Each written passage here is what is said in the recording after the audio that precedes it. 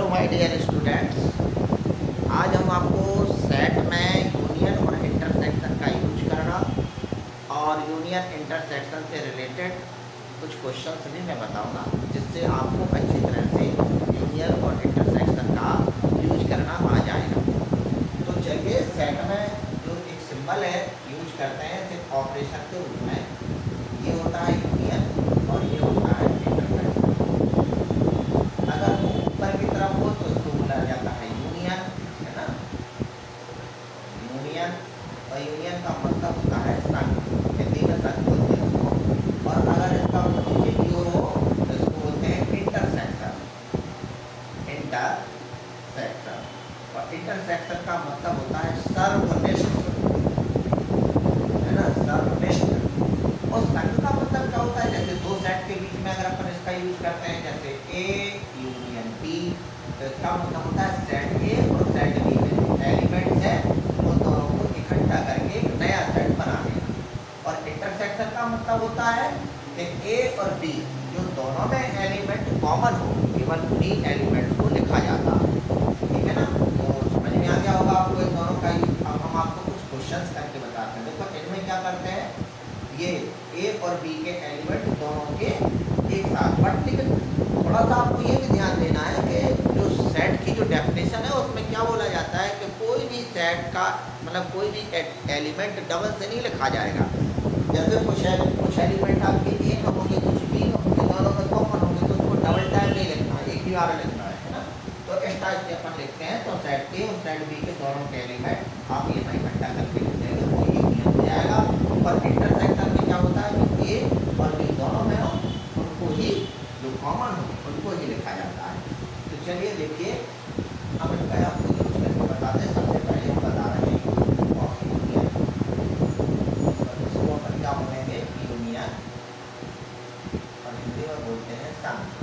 हम एक एग्जाम्पल ले लेते हैं। सपोज दैट एक सेट ए है और सेट में एलिमेंट हो गए ए बी सी डी। एक सेट बी है और सेट बी में जो एलिमेंट है वो suppose that C D E और एफ, ये 4 एलिमेंट है। ये जरूरी नहीं है कि इसमें 4 हो और इसमें भी 4 हो, भाई डिफरेंट नंबर, मतलब दोनों में जो एलिमेंट है पोजीशन का डिफरेंट यूज करते हैं। अब हमने क्या किया कि ए यूनियन बी निकाला। तो ए यूनियन बी निकालने के लिए क्या करेंगे, पहले ए सेट के पूरे एलिमेंट लिख लो, सही तरीका ये है ना। और अगर अपन को आता है, अपन की कोई मिस्टेक नहीं होती है ना, तो डायरेक्ट भी अपन लिख सकते हैं। ये लास्ट में जो मैं फिर भी बताऊंगा, ए पहले फर्स्ट सेट के एलिमेंट मैंने लिख लिए ए बी सी डी। अब सी और डी ऑलरेडी मैं पहले लिख चुका हूँ, तो अब जो अगला आएगा वो आएगा ई है।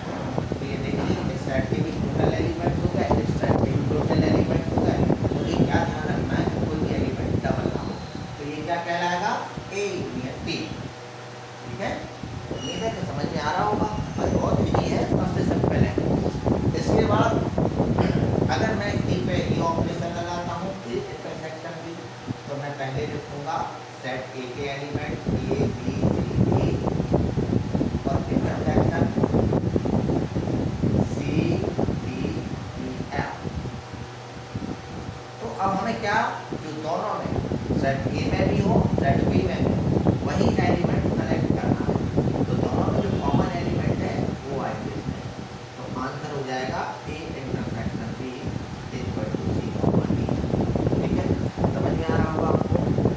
तो अब देखिए, इन्हीं ऑपरेशन से रिलेटेड कभी कभी क्या होता है, क्वेश्चंस जो है थोड़ा सा ऐसे घुमा घुमा के भी आ जाते हैं और आपसे पूछा जाता है या वेरीफाई करने के लिए बोला जाता है। और क्लास 11 में एक क्वेश्चन है, मैं अपने मन से बना के देता हूँ आपको। क्वेश्चन भी इस टाइप का होगा। ये क्वेश्चन है A equal to, A equal to 1 2 3 4 set B equal to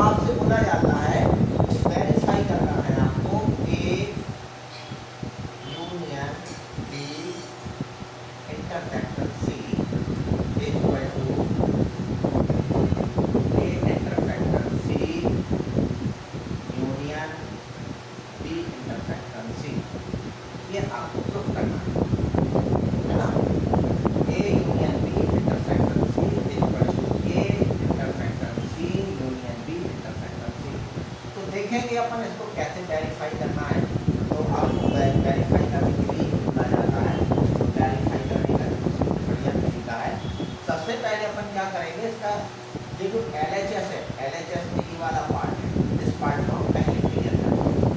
तो A union B equal to मैं लूँगा सेट A के एलिमेंट लिखती ये 1 2 3 4 यूनियन लगाया, सेट B के एलिमेंट 4 5 दोनों के एलिमेंटों को इकट्ठा लिखना है, एलिमेंट को 1 2 3 4 1 2 3 4 है ना, और इसके बाद 5 ये आपका आंसर आ गया A यूनियन B का। अब मैंने क्या लिखा, LHS में क्या है, A यूनियन B इंटरसेक्शन, तो मैंने लगाया A यूनियन B और इंटरसेक्शन C। तो A यूनियन B का मैं जो सेट में जो एलिमेंट आए थे वो कहाँ आए, ये है 1 2 3 4 5 6। अब मैं यूज करूँगा ये सिंबल का, तो ये वैल्यू A यूनियन की वैल्यू कितनी है, 1 2 3 4 5 6। अब साइड का ये सिंबल है इंटरसेक्शन का, अब लिखा हुआ है C, तो मैं C साइड को लिखूँगा कहाँ, ये 2 4 6। अब यहाँ दो सेट के बीच में अगर ये इंटरसेक्शन का लगा हो तो आपका आंसर क्या होगा, जो दोनों में कॉमन, तो देखिए 2 यहाँ मिल जाए तो यहाँ पे भी है, इसके बाद 4 यहाँ है, 4 भी है, 6 यहाँ है, 6 भी है, ये 4 हो गया, ये 6। तो दोनों में कॉमन एलिमेंट क्या है, 2 4 6। तो आंसर क्या मिला मुझे, A union B intersection C equal to 2 4 और इसको मैंने डाल दिया इक्वेशन नंबर 1, है ना। अब बात हमारे, अब क्या करेंगे हम, ये मैंने LHS प्रूव किया, अब मुझे RHS प्रूव करना है।